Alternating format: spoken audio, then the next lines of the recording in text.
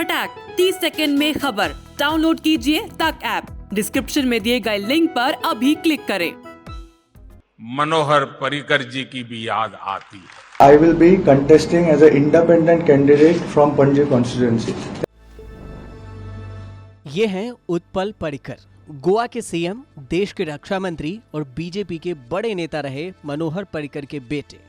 उत्पल पर्रिकर गोवा की राजधानी पणजी से चुनाव लड़ना चाहते थे, लेकिन बीजेपी ने टिकट नहीं दिया। नतीजा ये हुआ कि पणजी से टिकट न मिलने से नाराज चल रहे उत्पल ने बीजेपी छोड़ दी। साथ ही 21 जनवरी को उत्पल ने यह भी साफ कर दिया कि पणजी सीट से निर्दलीय उम्मीदवार के तौर पर चुनाव लड़ेंगे।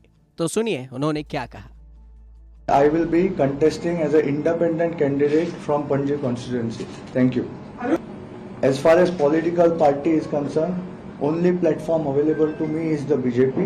The other platform is the independent, my own platform, which I have to do, unfortunately, in these circumstances for the values I believe in.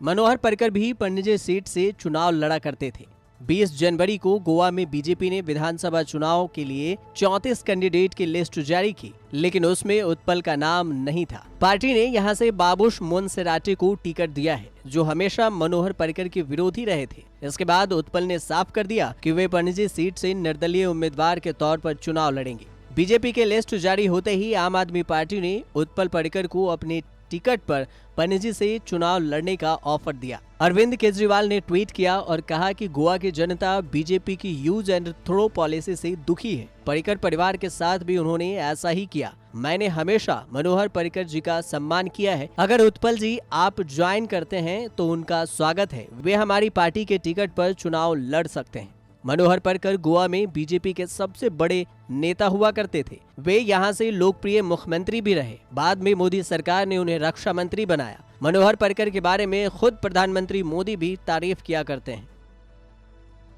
Manohar Parrikar जी की भी याद आती है।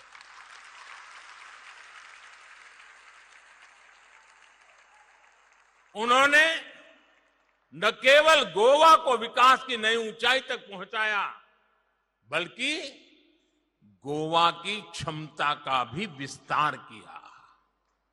गोवा के लोग कितने ईमानदार होते हैं, कितने प्रतिभावान और मेहनती होते हैं। देश गोवा के चरित्र को मनोहर जी के भीतर देखता था।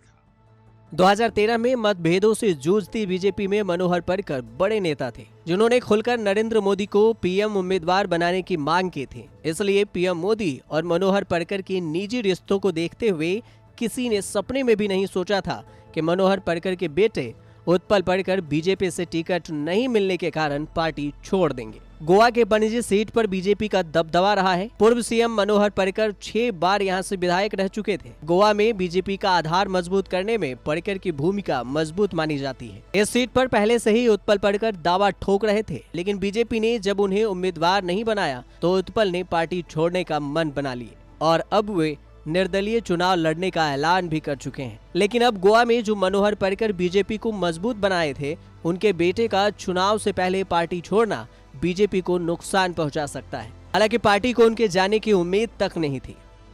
ब्यूरो रिपोर्ट, न्यूज़ तक।